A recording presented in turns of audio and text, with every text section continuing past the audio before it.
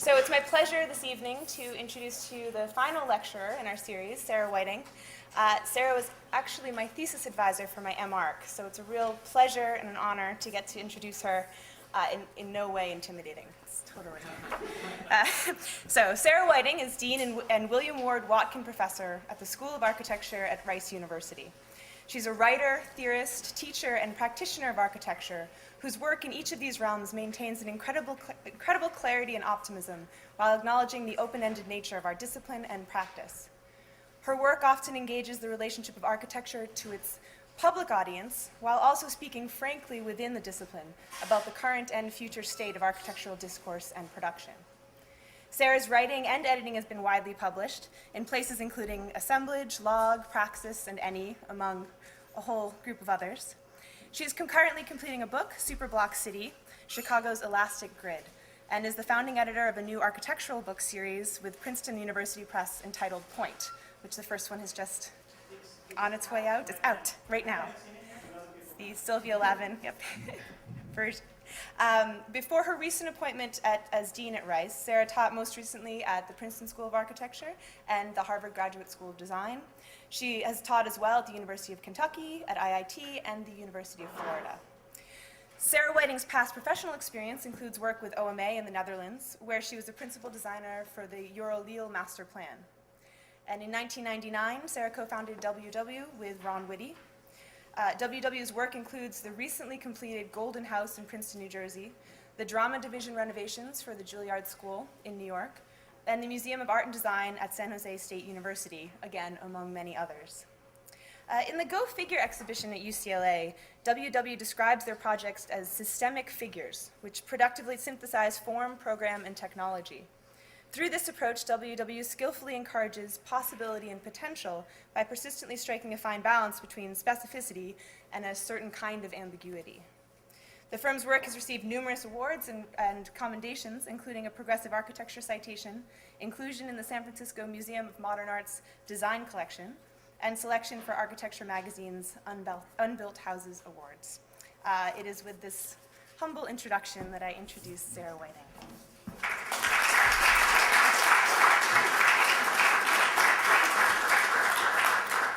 Very nice.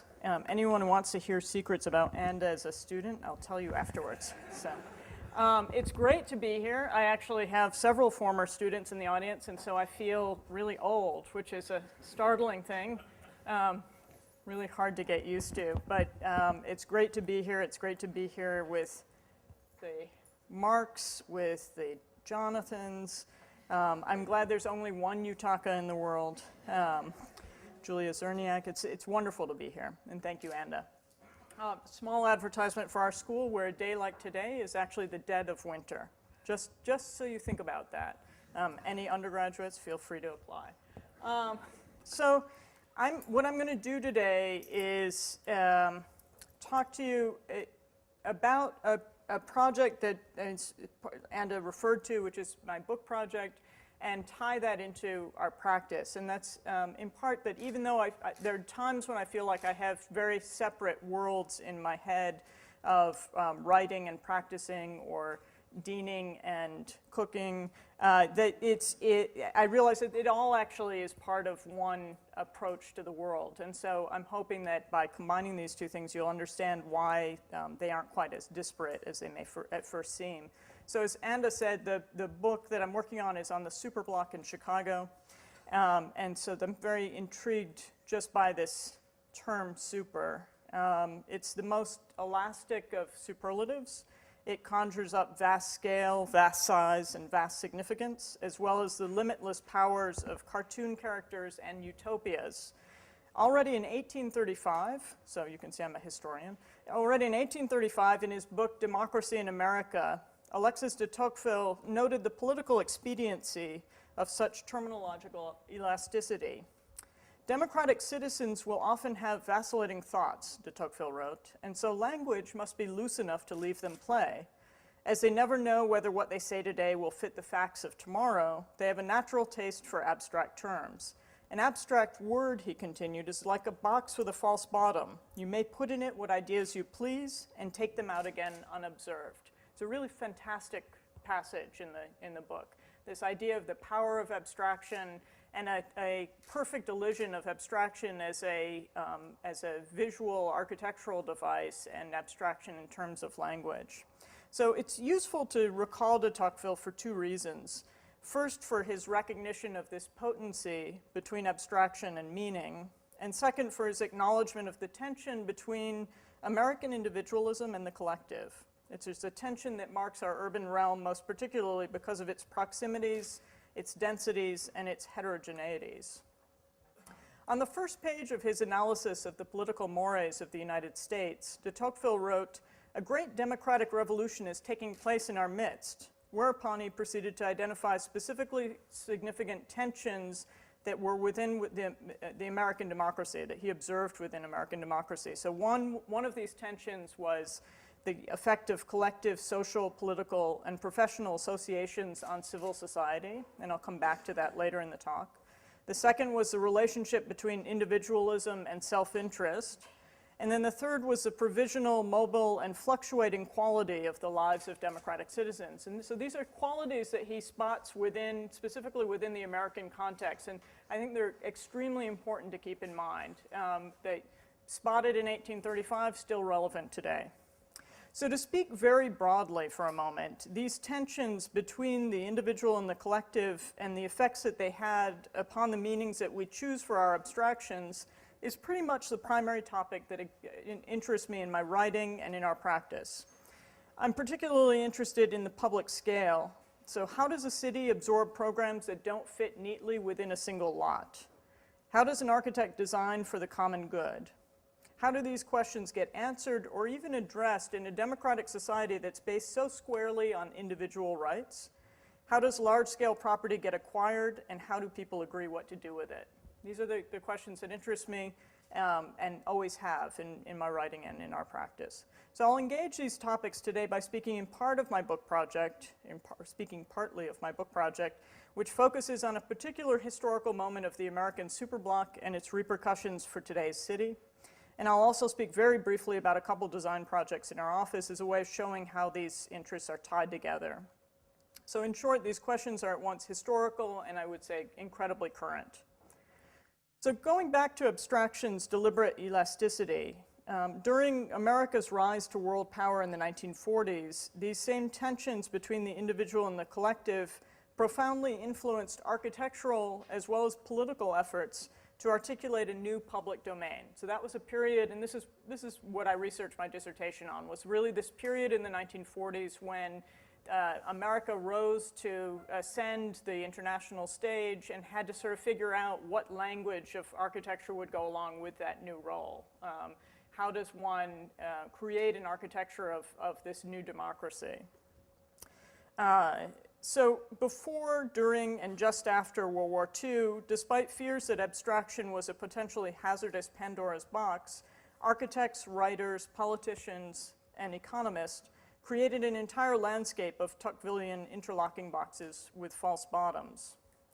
Between the repetitive totalization of early modernism's modules, I like alliteration, and the homogenizing sameness of late modernism's levittows lies a short period when abstraction resonated with the latent signifiers of public and democratic life.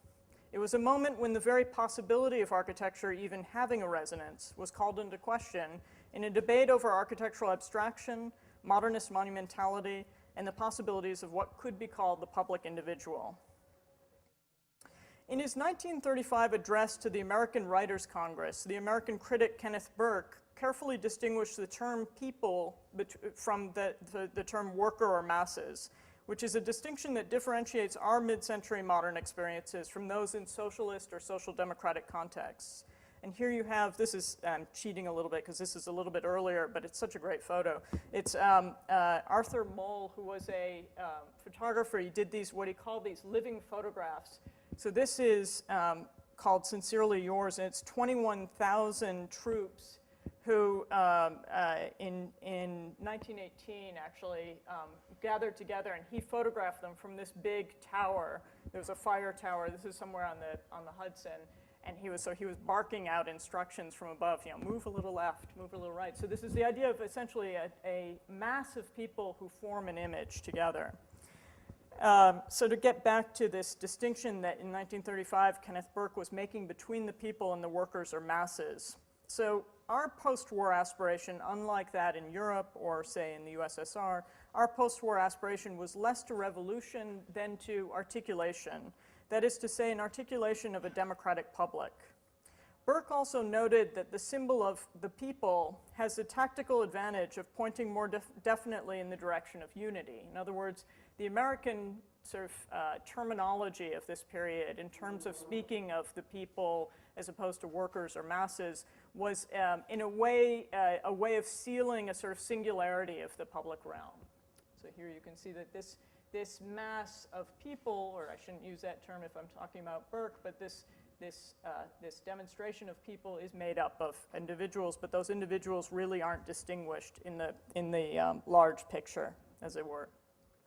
So Burke's invocation of the unity or the singularity of the people foreshadows the singular public, which was later envisioned by Jürgen Habermas, who coined the term public sphere in his 1961 book, The Structural Transformation of the Public Sphere. Even in his choice of terminology, Jürgen Habermas's theory can't help but impose a fixity upon what should be a realm of fluidity.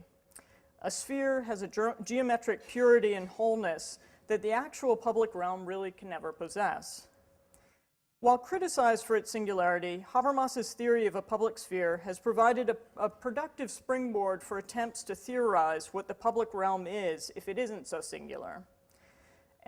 In short, just as a sort of quick subtext, because you could talk about this for a long time, and I will in other contexts, but so Habermas's book, which was written in 1961, wasn't translated into English until 1989. Should I be disturbed that there are 3 cops going down the stairs behind you? Maybe they want to hear the lecture. So this book was translated into English in 1989, which gave this gap of a long period to permit essentially a reconsideration or a reformulation of these terms. And so what happened is that in the American context, essentially the critique of Habermas came out at the same time as the English translation of Habermas. And the critique, I will say, was one that was very respectful of Habermas. And so the sort of advancement of this theory happened starting in around '89 and through the early '90s in writers like Nancy Fraser, Michael Warner, and others. So defining the public as an interimbrication or intertwining of privately organized capitalist economy with the state, and I'd like to stress the importance of this private state status, political theorist Nancy Fraser argues that the idea of participatory parity is better achieved by a multiplicity of publics than by a singular public. In other words, Nancy Fraser understands the public to be like a series of large overlapping umbrellas with people having several public identities. In other words, one can have the identity of being white, being a woman, being an academic, being from the Midwest, being an architect, being a Democrat. All these different identities can constitute different publics that are constantly forming and reforming. It's pretty much how one understands one's identity today in a fairly easy way, but is actually an advancement of an idea of a singular public, that essentially we're all part of many publics working together. So the play between individual and public subjectivities, both within the consumer and civic realms, or within both the consumer and civic realms, results in what could be called the public individual, who emerges at this post-war moment when the city of form, defined by street walls, one-point perspectives, and the hierarchy of foreground and background buildings, was being supplanted by the more ambivalent, ephemeral, and abstract city of space. While Manfredi Tanfuri's melancholic reflections claim that the very interimbrication of the privately organized capitalist economy with the state led to an architectural impasse, I would argue that this moment of post-war reflection in the United States led to certain innovations, both in architecture and urbanism, and resulted in a new form of public intersubjectivity. The confluence of municipal politics, plentiful speculative capital, and institutional agency established a new genetic code for mid-century American urban dynamics, and this code may still provide nourishing fodder for some of today's urgent questions, especially those in urbanism and especially at the superscale. Mid-century urban revisions in the US simply couldn't have happened without the institutional agency in private capital, or without institutional agency in private capital.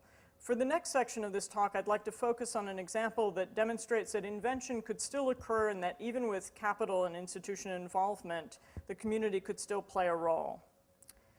So in the heat of the summer of 1942, Henry Heald, then president of the Illinois Institute of Technology on Chicago's near south side, and you can see that's Heald there. You can always spot Heald because he has very dark circles under his eyes, which has always made me hesitate about becoming an administrator. I now have dark circles under my eyes, but Heald always has those in every photo you find of him. So in the summer of 42, he was then president of Illinois Institute of Technology on Chicago's near south side. He penned a concise letter to Mies van der Rohe, professor of architecture at IIT and architect for IIT's campus expansion plan. In this letter, Heald wrote, and it's a little bit of a long quote, but I'm going to read it in its entirety. He wrote, "In connection with the development of our campus, I feel that it would probably be desirable to have a fence or a wall around the entire area. Inasmuch as nearly all the property is now acquired, I think we may be able to proceed with the closing of streets as soon as a few additional buildings are wrecked. After these streets are closed, I'd like to see the area enclosed by a fence or a wall, even though we're still unable to get materials for building." Remember, this is 1942. This would give us a chance to do a considerable amount of work in improving the appearance of the landscape and also give a degree of security, which probably couldn't be accomplished in any other way in this district. It's been suggested, he concluded, that a brick wall might be used, built from bricks salvaged from some of our wrecking operations. I'd be glad to have your reaction to this general problem. Now, no record exists indicating Mies's reaction, but the fact that no drawings of the IIT campus project following Heald's letter show such a wall indicates that Mies ignored the suggestion. Whether the lack of response reflected Mies's conviction that such a wall would be entirely anathema to his campus vision, whether it reflects his disgust at the suggestion's callous rebuke to the surrounding neighborhood, or merely his tendency not to answer correspondence, we'll never know. 4 summers later, Heald was named chairman of the newly organized Southside Planning Board, the SSPB, a nonprofit organization initiated by IIT and Michael Reese Hospital, which was not far away. And this planning board was described by architecture critic Ada Louise Huxtable as, and she hardly masks her astonishment when she describes it as such, she says it's composed of, quote, Catholics, Protestants, Jews, Negroes, labor, railroad, industrial, commercial, real estate, and public housing interests. So this sort of unbelievable array of interests in this one group.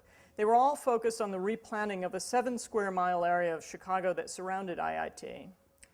The Southside Planning Board wasn't a government entity. It wasn't an elected body. It had no given powers. In short, the Southside Planning Board was a very model of the civic associations that had so fascinated de Tocqueville on his trip across America in 1835.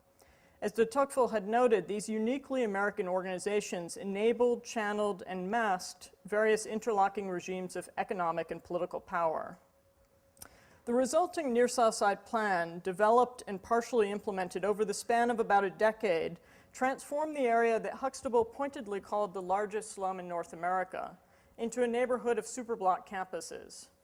From the beginnings of IIT's campus expansion in 1935 to Heald's letter to Mies in 1942, which stated that nearly all the necessary property had been acquired, the school had expanded from its original few buildings next to a rail line to a coherent 100-acre campus, transforming the institution into a significant singular presence within the dense fabric of the near South Side. Now, the story of this particular superblock and how it grew, how the replanning of IIT as a permeable campus within a district became the means of transforming that entire area into a superblock city, and how that area plan was subsequently envisioned as a viable prototype for rescuing the post-war American city, this whole story embodies the complexities of civic associations taking hold of urban decay and synthesizing multiple agendas and constituencies. This particular story is also the story of why this story isn't already well known. Superblock planning was metaphorically fenced in this case without ever even building a fence, after only short urban history. Oops, sorry, I should have shown that before. This is the near South Side plan as it was envisioned in 1946. So it includes IIT's campus here. This is Michael Reese Hospital, which was planned by Reginald Isaacs and Walter Gropius. Sorry. Here you have the Lake Meadows housing project, which is a private housing development that was done by SOM. Extraordinary project. These are two slabs that are 22 stories high, 862 feet long. So think of New York City block and a half long, and just one apartment wide. So these two slivers. It was never built. It was designed by Ambrose Richardson of SOM, and ultimately a compromise plan was built. Then these are public housing projects. This is Ida Wells, Dearborn Homes, which is just north of IIT, and then Keck and Keck's Prairie Court. So those are three public housing projects. Then there's also a series of projects like a Catholic private school in this whole area.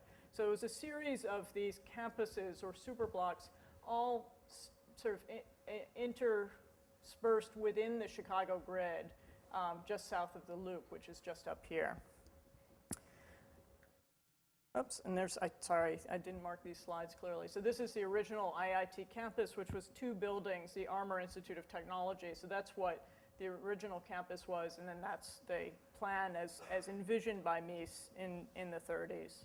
So you can see the context in this collage of what the near South Side that he put it in. So in 1961, Jane Jacobs unleashed her well-known vilification of the superblock in her book Death and Life of American Cities.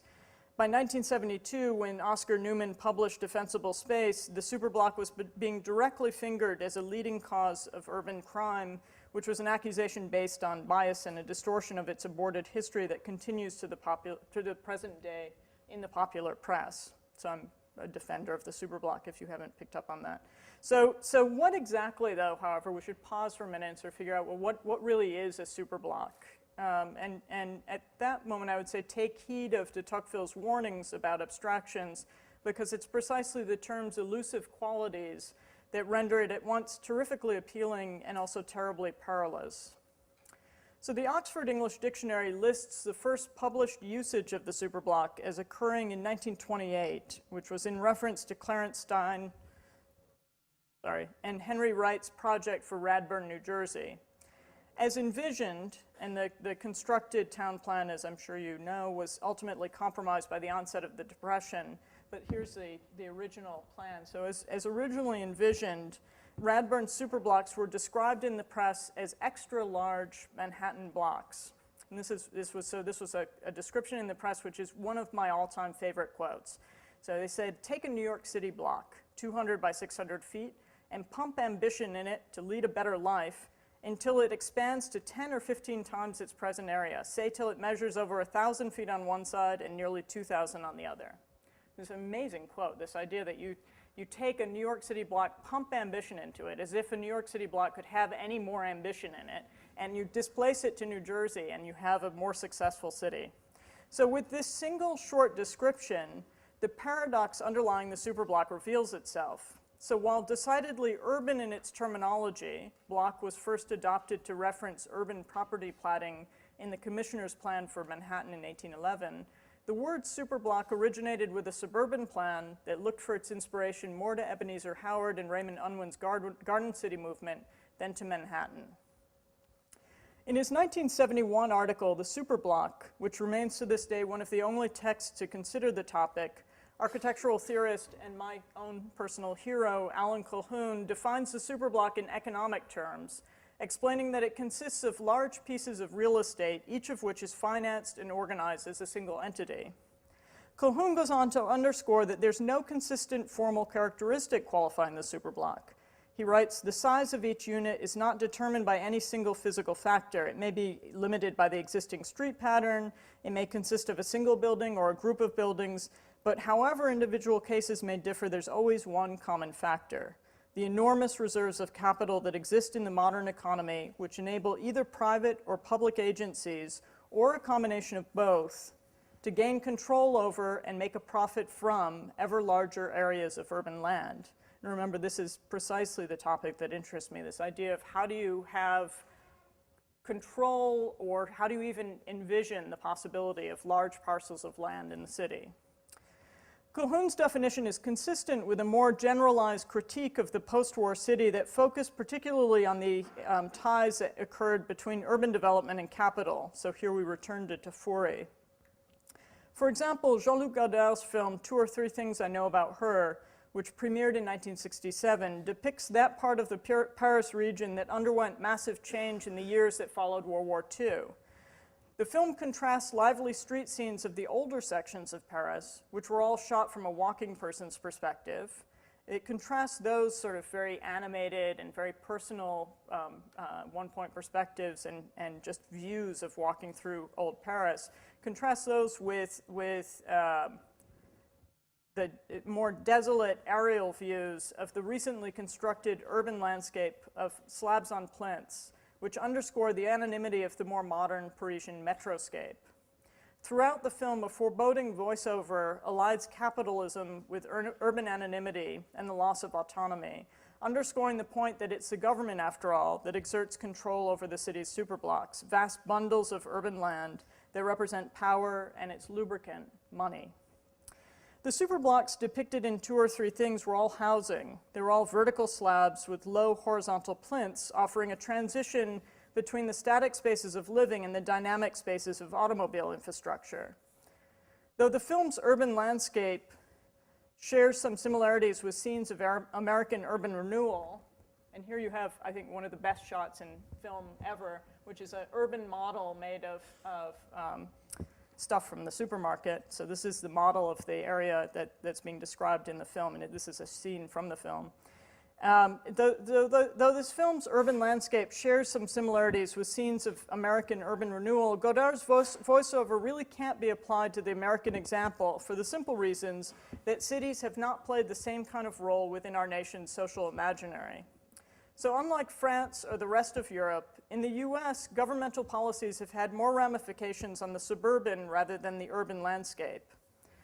The Federal Housing Administration legislation, which was passed during the 1930s, was aimed primarily at offering security to financial institutions offering mortgages. Following the Depression, such assurances were necessary to sustain the livelihood of those institutions.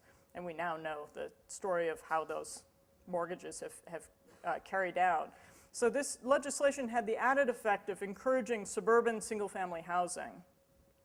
As the near South Side plan of Chicago, which was planned between 1937, when IIT starts, and 1958. As this plan illustrates, however, ever larger areas of urban land did get developed in the US.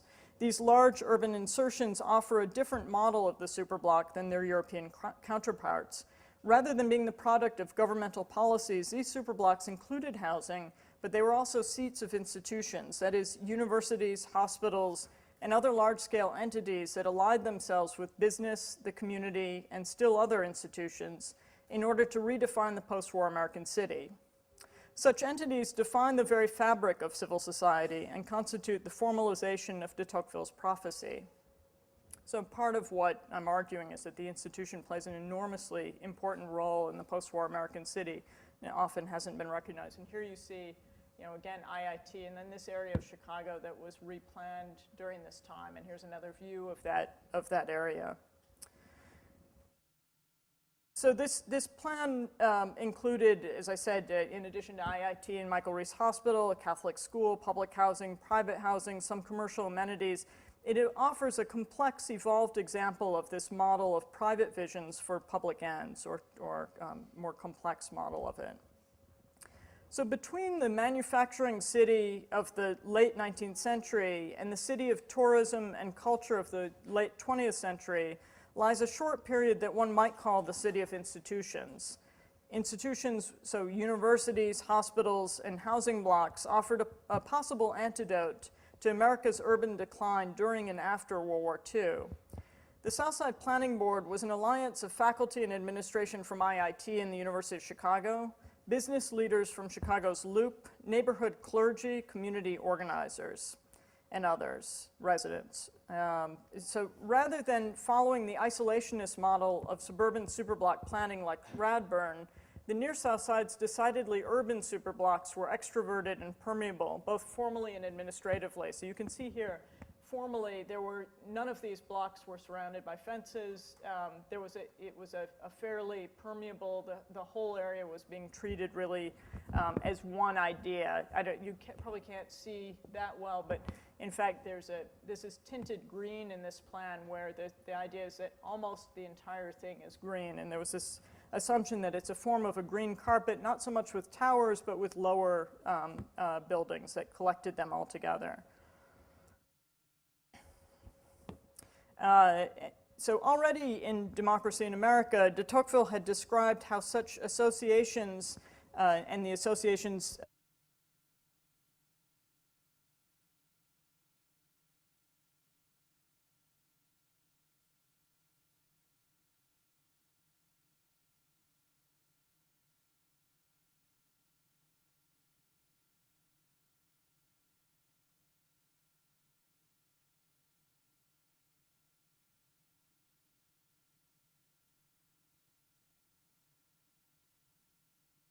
create a second political layer.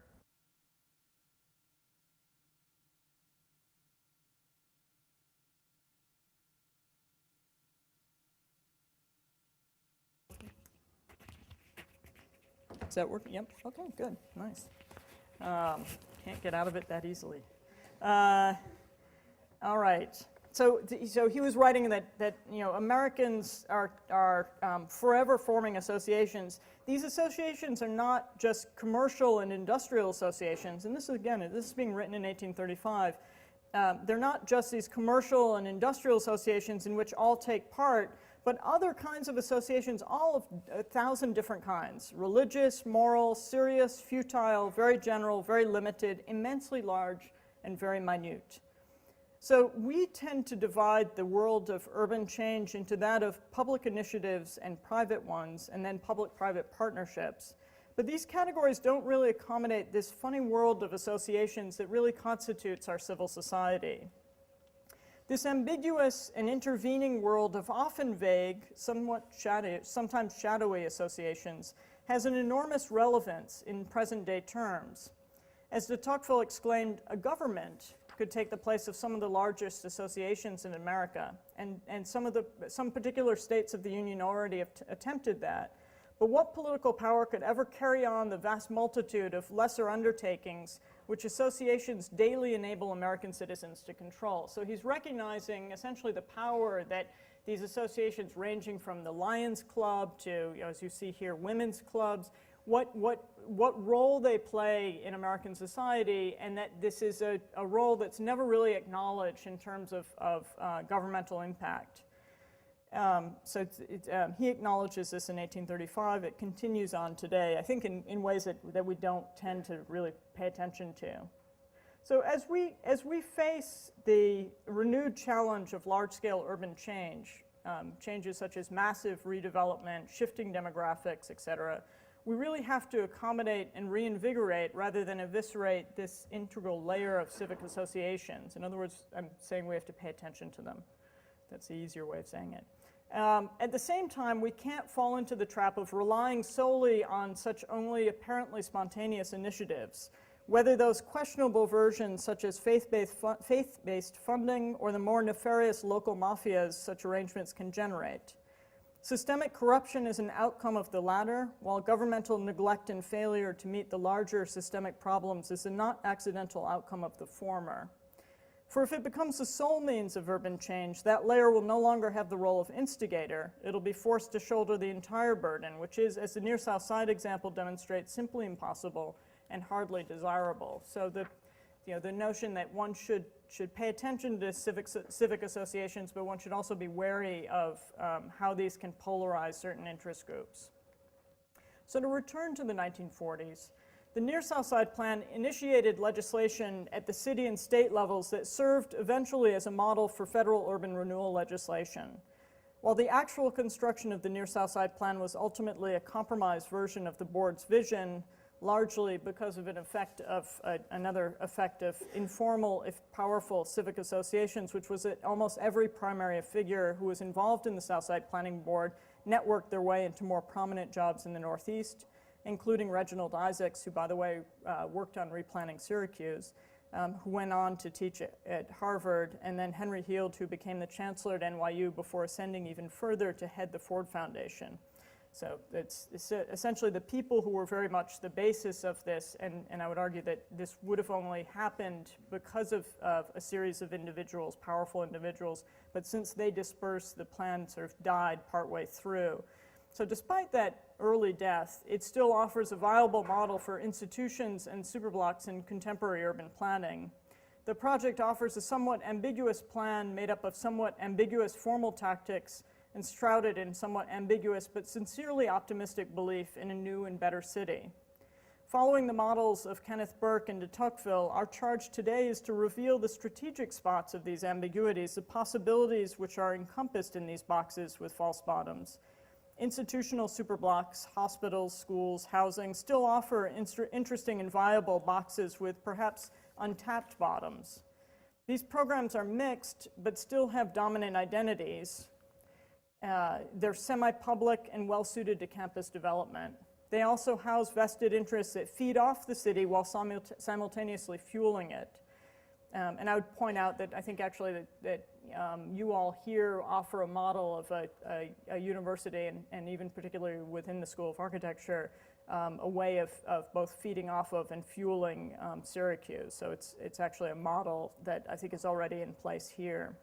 So taking care to avoid the naivete that marked the 1940s belief in civil society as a means of bettering our urban realm, and steering wide of the attendant idea that rule by economic political determinism is always preferential to government interference, we would do well nonetheless to learn from that period's optimism in this mercurial and dynamic realm that lies between the state and the market, inhabited after all by citizens versus bureaucrats or financial wizards.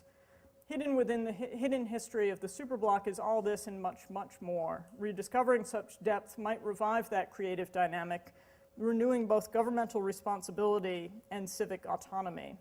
Now that indeed would be truly super. So here I make a switch into, so here you have a few more images of the near south side, and I'm going to make a quick switch to our work, which will be either strike you as completely bizarre or makes total sense. So essentially, so I'm going to show you a couple projects, and essentially the transition I would say is that we have an interest, Ron and myself, in our practice WW, we have an interest in abstraction and in issues of sort of how the public realm within the United States is formed or how it's affected by architecture. Particularly interested in abstraction and forms of non-representational or non-representational legibility. But I want to talk specifically about three issues through three projects, if I have time to go through all three of them. So one is the question of property or acquisition.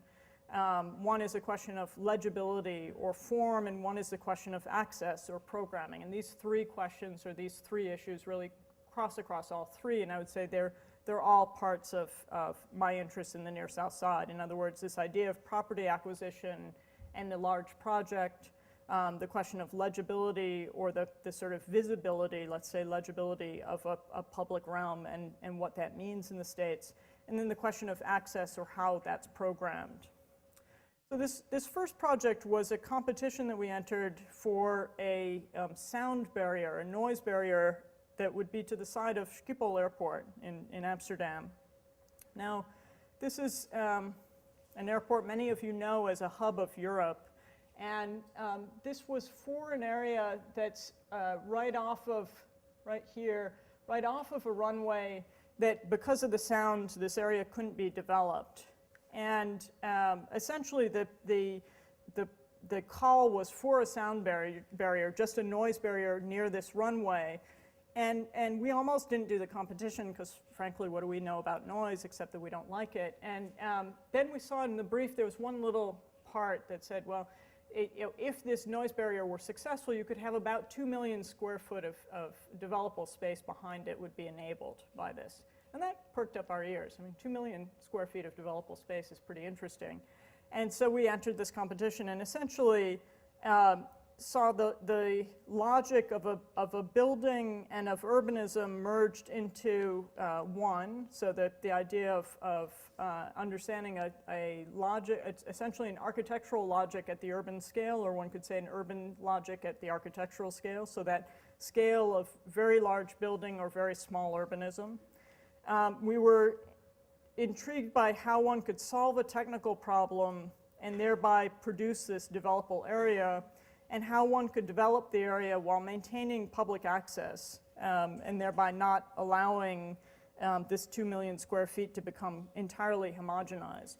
And we went about this with an interest, as Anda had already noted in her introduction, an interest in the figure, in a non-representational figure in architecture and urbanism. So essentially we solved the technical problem by having a series of 15,000 acoustical scoops, which also were light scoops that would be solar panels.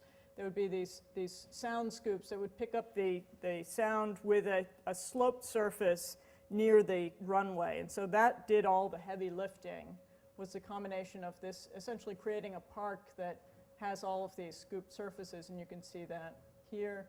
And that enables then developable area behind. So here you see that sloped surface under which we put one really, really long parking lot. That's this if you can barely see, there's just a horizontal bar. And then the building emerges from that as a series of figures. Now that figure of the building combines programmatic figures of circulation, so of bike circulation, pedestrian circulation, vehicular circulation, and then leisure, so park spaces. This is a bike route. This is Holland, after all. These are walking connections, and then these are the buildings. And the idea was that essentially all of these programmatic ambitions could use the same formal language, so that the building wouldn't be divided into a language of public access and building, but really could be all at once. And so you have here this sort of these ribbons that turn into building or turn into landscape, and that create this figure across from the back of this sound barrier, with an obligatory green roof and gardens. Here's the project that won, which was really disappointing. So it's a sound barrier. This was devastating, I have to say. I mean, we didn't really expect to win, but still, when you lose to this, you know, it went black at the right moment. So this was a sort of sad conclusion to this desire to form this figure.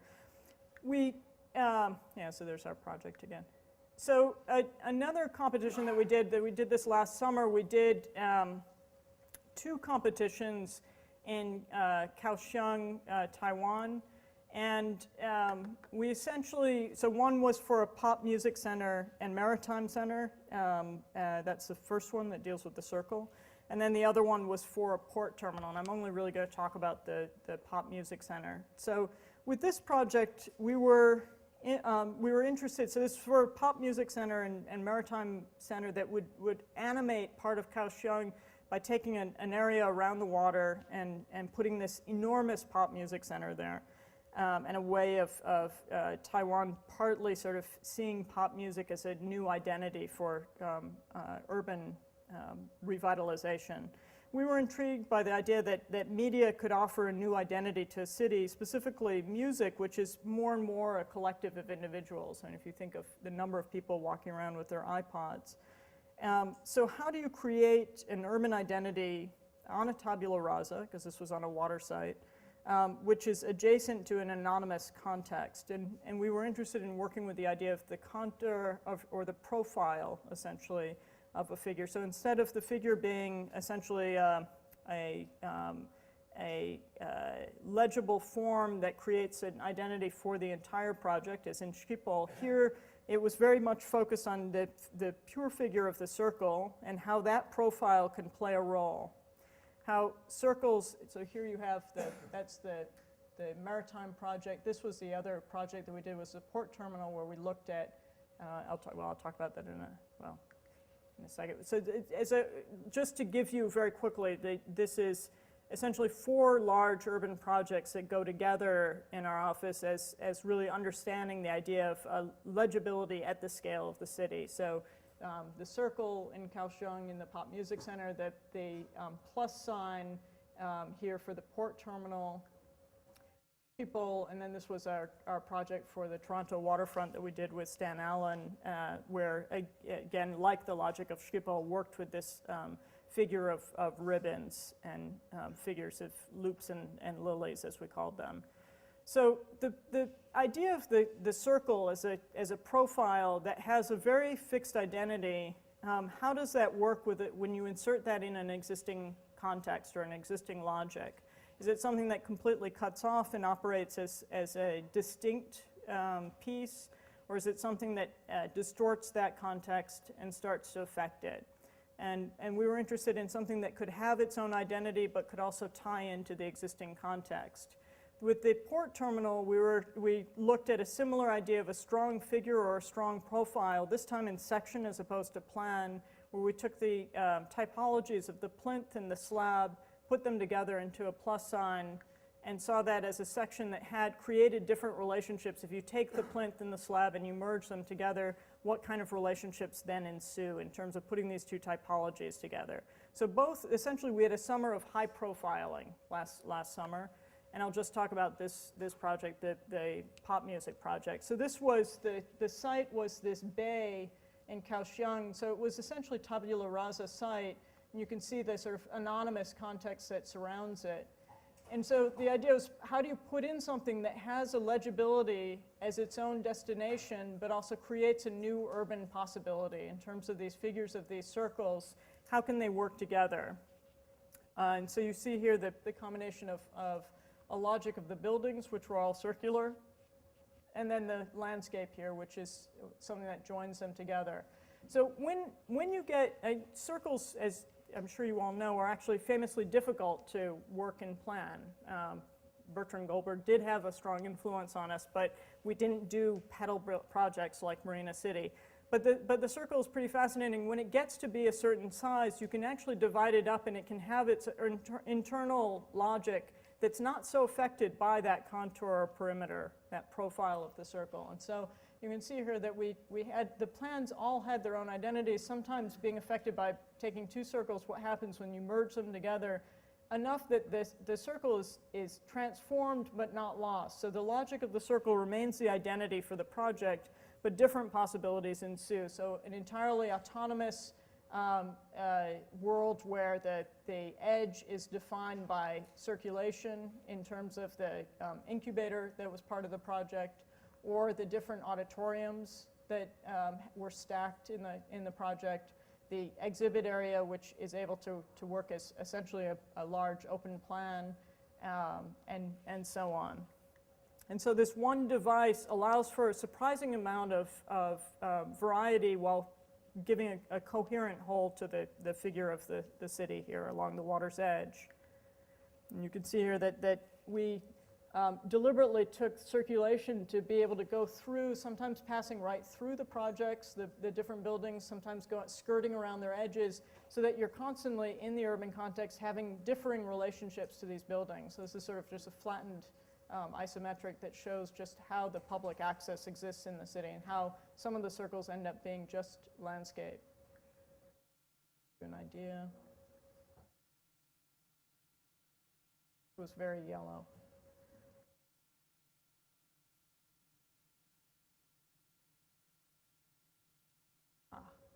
We're looking at the wrong version. That explains things. Okay, these were supposed to be cut out. I'm going to just finish with a completely different project, which is the small project for the Golden House that Anda mentioned. So this is, while we've been working at this larger scale and an interest in public legibility, we had the good fortune to get a house project for a client whose last name was Golden, so the Golden House is not meant to be a funny name, it's just their last name. but a client who's extremely intelligent and who had the means to essentially serve as a patron for architecture. So this was a certain luxury. And the question here was, how do you marry a new and old house without falling into nostalgia or turning your back on the old? And also, how do issues of public and private, those issues that have engaged us throughout most of our work and our interest in institutions and in the city, how do those operate at the level of the house, of the private house? And still an issue of legibility. So this was a house in Princeton which dates this part of the house, which is just this piece inside, dates from the 18th century. And then there's two pieces here that date from the 19th century. And there was a piece in front here that dated from the 20th, from about the 40s. And the clients wanted to buy this house, and they said, well, so what do you think of it? And we said, well, we would tear off the 20th century edition, which was really pretty bad. We'd replace it with the 21st. And so, surprisingly, they said, that's fine. And so we did that, and this piece in yellow you can see is the sort of figural joint that we inserted that ties the old house, so this part behind, with the new house, which is this piece in front. So essentially this joint, or this figure that's almost really can be understood as a figure of a kind of spider or octopus that occupies the center of the house is a box, a teak box that unfurls to sort of extend into the old part of the house and extend into the new part of the house to connect the two sides together. And it ends up being something that is surface, that is cabinetry, that is floor, that's wall, that's ceiling, that's stair, that forms this connection out. So you can see that this is just obviously a diagram of sort of this unfurling and the final figure of what it opens up to be. And so in plan, you could see that again, the old part of the house with the 18th century room, which had a very, very low ceiling. It's about a 6'2" ceiling. And then the new part of the house. So here you have, this is a kitchen with, it's hard to look at this sideways. So this is the front of the house with a sunroom. It goes into the old part of the house. There's a kitchen. This is that hall, the door opening in, so that front hallway. Kitchen, then storage rooms back here, sort of mudroom, laundry room. Upstairs, sorry, no, I'm reversed, that's why. So this is the downstairs, here's the upstairs. So the upstairs has the master bedroom here, guest bedrooms back there, and kids' bedrooms, study here, and then a sort of family room up there. The downstairs has that entry hall, the kitchen, the old salon, and then dining room and living room. So essentially, this is that new front of the house and the older part. And you can see here then the new piece that opens up onto an extraordinary landscape. The house is embedded in a public park that has, they have 3 acres, but then they extend onto a public park, so they get an unbelievable view. So you can see the old house behind and this new house here. With the old piece here. We did things, so this is looking back into the house towards that teak box. That piece that's unfurling is this rectangle, essentially. So the old part is here, the new part is here, and so what we did are things like we took the wood siding, which is lapped on the old part, and simply flattened it on the new part, so taking the same proportions but flattening it out so that there's a distinction. The base is basalt. And here you can see that teak box which unfurls, and so as it unfurls it leaves behind plaster and drywall so that you see the figure sort of moving out and opening up and forming that connection so that you read, and here you see the distinction between the teak and then the oak floors and the rest of the house, and forms that figure, which is just offering an identity that creates the legibility of how the house operates in terms of connecting these pieces. That's that 6'2" room. This is just on the other side of it, so the new space, which is that sunroom, so a completely dark space, and then this wall on the other side is this wall, so a completely extroverted space right next to it. The kitchen, which opens entirely with, all of the new pieces have sliding doors that essentially disappear from view and open entirely onto the landscape. And that's it.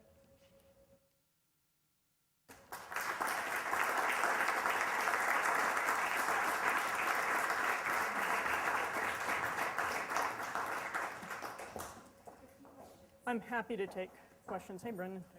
Taking over duties from Anda. Are there any questions?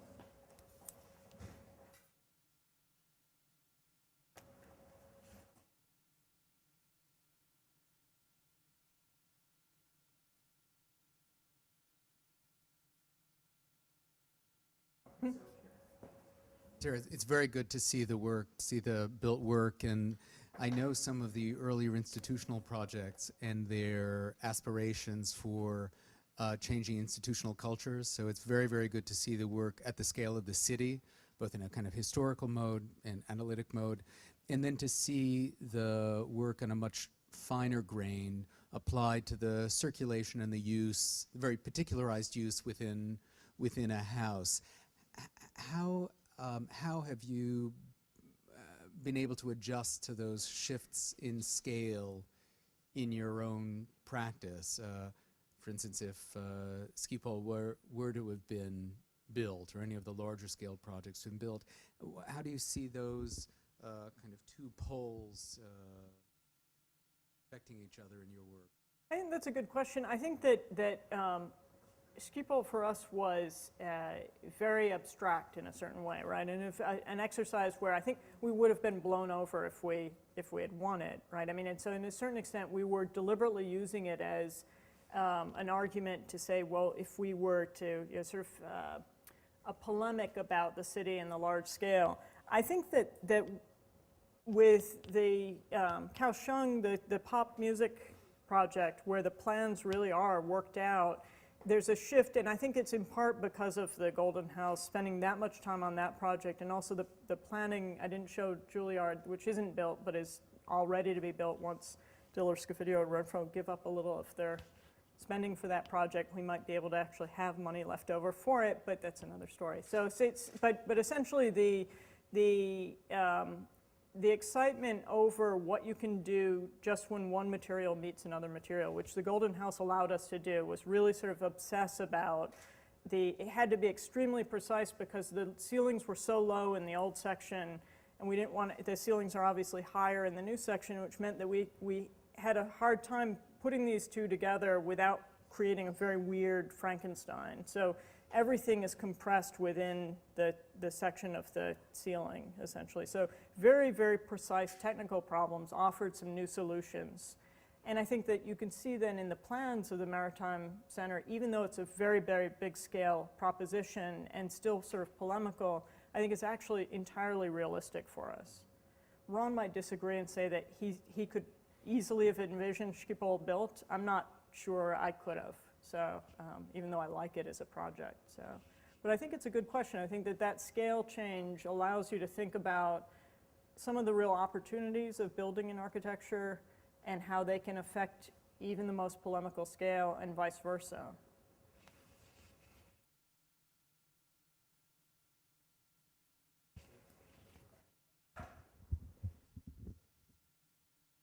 Thanks so much. Great lecture. There's the tension that you recognize between a kind of historical, economic, political interest, say with the Superblock and your own work. And I think as that project goes past, always intrigued with the kind of diagram of the afigural to the aprogrammatic. Just stunning. I guess that I'm having trouble, at least in the lecture, not so much in your writings at times, reconciling the kind of the first half of the lecture, which is really dealing with property subdivisions in part and size with your work, which has always dealt with, and I think very successfully with, kind of meditations on the figure. So you might ask you to comment on that. No, it's a good question too. I think that I mean, I do think that the large urban propositions do deal with the same problems that I thought were so exciting about, the near South Side in terms of how do you deal with this. Near South Side is, 7 square mile area that has a certain consistent legibility to it without becoming boring, right? And I think that's part of the problem is first of all, how do you acquire that land, which is a personal fascination of mine and always has been. It's just, how do you insert a big thing into a city?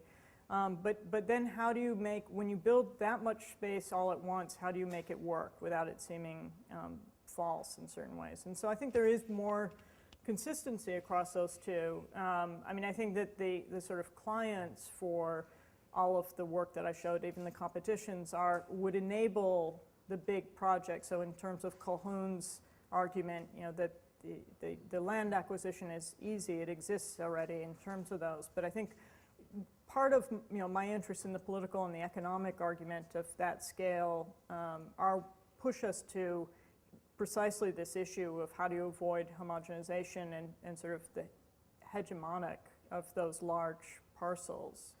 And I think that the campuses of the 40s are not figured. I mean, I read in other parts of this text, I've written about the sort of bas-relief quality of them, of that kind of, something that's not towers in the park, but really is something where the landscape and the low relief play a role together. But that's a different form of legibility than the direct figure that Ron and I are interested in. I sort of wish I could find more figuration in the 40s superblock. I also am somewhat disappointed that you can't find as many superblocks. I mean, at first I thought I would be working purely on the model of the superblock and resurrect it. I realized that the model I'm looking at is extremely particular, and it really is a sort of idea of how do you take these campuses and institutions that happen to work together. So it's a sort of, it's more a unique case study than a prototype that was played out, but that's a somewhat longer answer, I think, to your question. Shaka? I'm glad to see you're asking questions at lectures, Yutaka. I know, because you always ask questions, and some of them are annoying too, so I don't feel like I can ask annoying questions. I'm having the same, not issue, but I'm trying to do the same as Ted is doing, to connect the first part and the second part. And it's the legibility, again, to try to give legibility to a new public, multiple public, and how not to nail it down and leave it flexible, but at the same time be specific, so that that's also the strength of community as well. I'm not sure how you differentiate community from public at this point, but then the legibility of a diagram that you're interested in seems to be partially demonstrative and educational almost. Like architects' work might be to make multiple public legible, to claim a space in the city. So do you agree, or is it too obvious and becomes too symbolic to label like? Meaning that you think that the figural legibility is too strong or too diagrammatic, in the sense of, I'm trying to get at sort of what, I mean, in a way, what I sense you're asking, and maybe I'm wrong, is that despite our interest in heterogeneity, that it's too singular. I guess I'm asking about the role of architects in a project to give legibility to multiple public, or the multiple public that we possess. And if that is translated to the legibility of figure in the city, that becomes sort of architects as educators. Here's us acting in multiple levels, having different identities. You agreed that it's the role of the architect. Well, absolutely. I mean, who else is going to do it, right? No, I mean, it's in the sense of if we don't offer a means of sort of, let's say, offer the tableau on which, that might be the platform on which we would hope multiple publics could could have the security to be self-identify, right? If we don't offer the sort of visual clues to instigate that, no one will. I mean, if you look at the cities that are being built, the stuff that's being built are homogenizing, nostalgic attempts to create a singular unity or a singular public, right? So I think that I absolutely believe that's part of the role of the architect. So I think that what gets interesting, and this is where I do see a consistency across my work, is how do you do that when you're dealing with such a big parcel? Like when you can have difference at the level of individual parcels. So the Golden House is different from any other house around it in Princeton so far. And that's great. So you can, there can be, but I actually think that it's more interesting or more difficult to deal with offering that heterogeneity at a larger scale, right? So I do think that, despite the homogeneity of the circles, for example, here in the Pop Music Center, part of what we were trying to really hammer across was that each one of these is so different, and that the world that you occupy, even if you don't go in them, the world that you walk through offers so many different possibilities of experiencing form and space. And I think that different possibilities of experiencing form and space are the means by which we can, as architects, allow for different experiences of identity in the city. I kind of want to follow up on the question that Ted and Yutaka are asking. And I know that you're occasionally skeptical of analogies, but you offer one with the umbrellas at the beginning. Yeah, about famously skeptical of the metaphor, so yeah. Oh, the metaphor, Yeah. rather, sorry. So I'm going to push you to with that metaphor a little bit.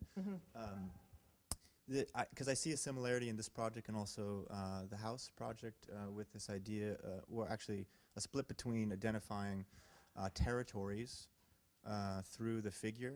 And I wonder if you could comment on your definition of maybe territory vis-a-vis figure or vice versa. But also relative to this notion of multiple publics through this metaphor maybe of how you identify those through the figure, in this case the umbrella, as one example. I do see a parallel between the umbrella and especially this project here, for instance. And so the question is really, how do you accomplish this identifying multiple territories through the tool of the figure? No, it's a good question. I think, I mean, we see the figure as a way of engaging form and program, right? That we're not interested in just one or the other, and we've been somewhat disappointed by the fact that architecture seems to fall into camps that favor one or the other, right? I just don't understand how one could say that they're only interested in form and that program just gets stuffed in, or vice versa, because that's a false notion of really how one can practice. You really ultimately have to deal with both. And I think that our embrace of both ends of the spectrum maybe is what allows us to see figures as sometimes dividing and isolating and sometimes unifying. And I think that's where the circle, I don't know if you actually were able to read the text that sort of flew by in the first circle image, but the idea that circles have a strong legibility, but they unite, but they also can ricochet, they can overlap, they can break up. There's the idea that something can be at once very legible and also play many, many roles. And so where I have more skepticism than my skepticism of the metaphors, my skepticism of flexibility and ambiguity, right? And so we play a very dangerous game, so I'll ask my own question essentially, which is that we flirt with ambiguity, and I think an entirely ambiguous agenda doesn't help architecture, because we need to offer certain legibilities, in part, again, to counter the legibilities of, say, new urbanism or other nostalgic ideas of what urbanism should look like. And so you need something that's legible. And yet, if you want to avoid fixity and singularity, you have to play with the possibilities that ambiguity can allow for. Can a figure unite and divide at the same time? And so that's where, I mean, this slide, it's a little hard to read the drawn pieces, that you can barely see the circles in here because they're fairly faded out. But the idea is to show how putting all these things together, all of these circles together, offers certain things that are very clearly programmed, and other parts that are sort of merging or morphing into each other. So it's a very careful game of legibility that's flirting with lack of legibility. And that's where, so the image of the umbrella that Nancy Fraser shows, I actually have the drawing shows an umbrella with a tear in it, which is related to a quote that I very much like from Deleuze, which is where he's in fact quoting, they're quoting, who wrote Lady Chatterley's Lover, D.H. Lawrence. So they're quoting D.H. Lawrence saying that that art is essentially like when you're an artist creates his or her own world by sort of creating an umbrella and painting a world underneath it where that's their own universe. But the real artist allows a cut to be in there so that chaos can come in. There's lack of total control. So that you have to actually identify your own world, but you also have to allow for chaos, so you can't have total control. So, all right, let's eat. Thank you.